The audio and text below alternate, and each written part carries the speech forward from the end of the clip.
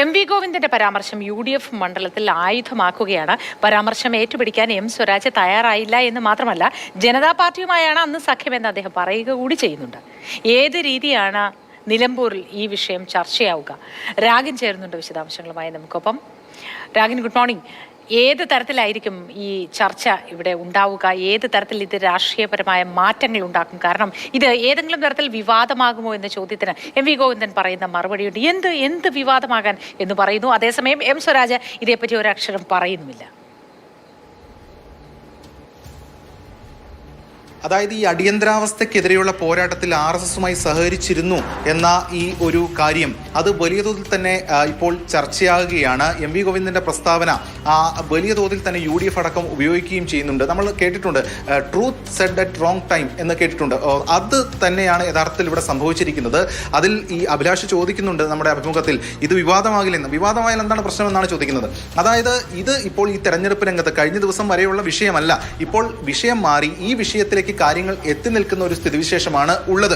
അത് UDF ശക്തമായി തന്നെ ഉപയോഗിക്കുകയും ചെയ്യുന്നുണ്ട്. ഒന്ന്, നമ്മളുടെ ഒരു രാഷ്ട്രീയ ചരിത്രം അല്ലെങ്കിൽ നമ്മുടെ ഒരു ചരിത്രം എന്ന് പറഞ്ഞാൽ കഴിഞ്ഞ 10 വർഷത്തെ ചരിത്രമല്ല, അതിനു മുൻപും ഒരുപാട് കാര്യങ്ങൾ നടന്നിട്ടുണ്ട്. അതൊക്കെ ഈ ഘട്ടത്തിൽ പറയുമ്പോൾ അതിൻ്റെ വ്യാഖ്യാനങ്ങളും ആരോപണങ്ങളും പ്രത്യാരോപണങ്ങളും ഒക്കെ മറിച്ചാവുകയാണ്. ഇപ്പോൾ കോൺഗ്രസ് അടക്കം മുന്നോട്ട് വയ്ക്കുന്നത്, നേരത്തെയും കോൺഗ്രസ് ഈ ആരോപണം ഉന്നയിച്ചിട്ടുണ്ട്, CPM RSS ധാരണ എന്നടക്കമുള്ള കാര്യങ്ങൾ ഉന്നയിച്ചിട്ടുണ്ട്. അപ്പോൾ പഴയ കാര്യങ്ങൾ ഇപ്പോൾ ആവർത്തിക്കുമ്പോൾ അത് നിലവിൽ വീണ്ടും കൂട്ടുകൂടുന്നതിനുള്ള ഒരു കാര്യമായി വരുന്നു. അതോടൊപ്പം തന്നെ ഇക്കാര്യങ്ങൾ സംസ്ഥാന സെക്രട്ടറി തുറന്ന് സമ്മതിക്കുകയും ചെയ്യുകയാണ് എന്നതാണ് ഇപ്പോൾ UDF ഉയർത്തുന്ന വാദം. എന്തായാലും BJPയെ സംബന്ധിച്ചിടത്തോളം ആണെങ്കിലും ഈ കാര്യങ്ങൾ അംഗീകരിച്ചുകൊണ്ട് തന്നെയാണ്, എന്നാൽ നിലവിൽ കൂട്ടുകെട്ടില്ല എന്ന കാര്യം അവർ പറയുന്നത്. ഇതിൽ മറ്റൊരു കാര്യം എടുത്തു പറയേണ്ടത്, ഇപ്പോൾ ഈ ഉപതെരഞ്ഞെടുപ്പ് കേരളത്തിൽ മാത്രമല്ല, കേരളത്തിലെ നിലമ്പൂരിൽ മാത്രമല്ല, പശ്ചിമ ബംഗാളിൽ ഉപതെരഞ്ഞെടുപ്പ് നടക്കുന്നുണ്ട്, അവിടെ കാളിഗഞ്ചിൽ ഉപതെരഞ്ഞെടുപ്പ് നടക്കുന്നുണ്ട്. അവിടുത്തെ സഖ്യ കാര്യങ്ങളും അല്ലെങ്കിൽ കൂട്ടുകെട്ടും കാര്യങ്ങളൊക്കെ നോക്കുമ്പോൾ മറ്റു പലതും ഒക്കെയാണ്. ഇപ്പോൾ അവിടെ CPM കോൺഗ്രസ് സ്ഥാനാർത്ഥിക്ക് പിന്തുണ പ്രഖ്യാപിച്ചു എന്ന വാർത്തകളൊക്കെ നേരത്തെ വരികയും ഒക്കെ ചെയ്തിരുന്നു. പക്ഷേ അതിവിടെ ചർച്ചയല്ല. അപ്പോൾ എന്താണ് തെരഞ്ഞെടുപ്പിൽ ചർച്ചയാകേണ്ടത് അല്ലെങ്കിൽ എന്തൊക്കെയായിരിക്കും വിഷയമാകുക എന്നത് വളരെ പ്രധാനപ്പെട്ട കാര്യമാണ്. പക്ഷേ ഇപ്പോൾ ഈ വിഷയം സജീവ ചർച്ചയായിരിക്കുന്ന ഒരു സ്ഥിതിവിശേഷമാണ് ഇപ്പോൾ നിലമ്പൂരിലുള്ളത്. അത് ശക്തമായി തന്നെ UDF ഉന്നയിക്കുകയാണ്.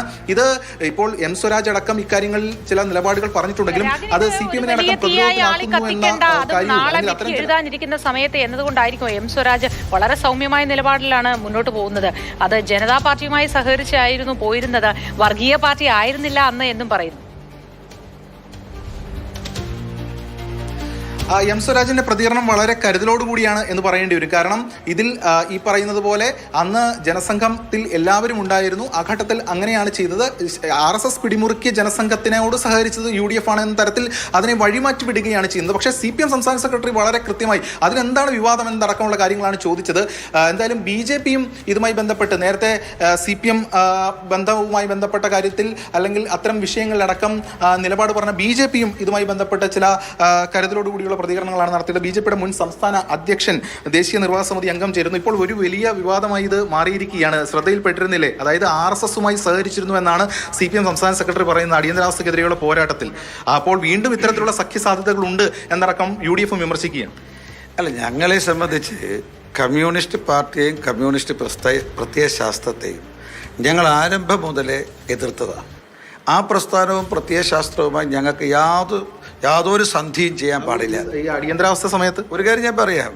ഞങ്ങളുടെ RSSന്റെ സർസംഘചാലകായിരുന്ന പരംപൂജനീയ ഗുരുജി പറഞ്ഞത് തത്വത്തിൽ അപൂർണവും പ്രയോഗത്തിൽ അപകടകരവുമായിട്ടുള്ള ഒരു പ്രത്യയശാസ്ത്രമാണ് കമ്മ്യൂണിസം, അതുപോലെ കമ്മ്യൂണിസ്റ്റ് പാർട്ടി. അപ്പോൾ അവർ യാതൊരു സന്ധിയില്ല. മാത്രമല്ലല്ലോ, മനുഷ്യത്വത്തിന് വില കൽപ്പിക്കാത്ത, മനുഷ്യനെ പൂർണ്ണനായ മനുഷ്യനെ അംഗീകരിക്കാത്ത ഒരു പ്രത്യയശാസ്ത്രം. അതുകൊണ്ടാണ് അവർ ഈ ലോകത്ത് ഏറ്റവും കൂടുതൽ ആളുകളെ കൊന്നൊടുക്കിയ അടിയന്തരാവസ്ഥ സാഹചര്യമാണ് കൊന്നൊടുക്കിയിട്ടുള്ള ഒരു പ്രസ്ഥാനവും പ്രത്യയശാസ്ത്രവും കമ്മ്യൂണിസ്റ്റ് പാർട്ടി. കേരളത്തിലുൾപ്പെടെ ഞങ്ങളെ 200-ലധികം സഹപ്രവർത്തകരെയാണ് അവർ കൊന്നൊടുക്കിയത്. ഇതാണ്. അതുകൊണ്ട് അവരുമായിട്ട് യാതൊരു സന്ധിയും ഞങ്ങൾ കോൺഗ്രസിനെ പോലെ ചെയ്യാൻ തയ്യാറല്ല. ഇപ്പോൾ കോൺഗ്രസും മാർക്സിസ്റ്റ് പാർട്ടിയും ദേശീയ തലത്തിൽ കേരളം ഒഴിച്ച് എല്ലായിടത്തും ഒരുമിച്ചാണ് മത്സരിക്കുന്നത്. തെരഞ്ഞെടുപ്പ് മത്സരിക്കുന്നത് ഒരുമിച്ചാണ്. കൈപ്പത്തിയും അരിവാൾ ചുറ്റിക നക്ഷത്രവും ഒരുമിച്ച് നിന്നുകൊണ്ടാണ് തെരഞ്ഞെടുപ്പ് മത്സരിക്കുന്നത്. സമയത്ത് സഹകരിച്ചിരുന്നില്ലേ? അവസ്ഥയെ സംബന്ധിച്ച് ഞങ്ങൾ